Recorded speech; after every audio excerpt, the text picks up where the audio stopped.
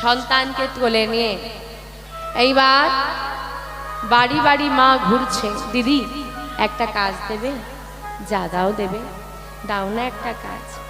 বাড়ি বাড়ি ঘুরছে আর মা কাজের খোঁজ করছে। কিছু কিছু বাড়িতে কাজ পেয়েছে, সন্তানকে শয়নে রেখে কাজ করে।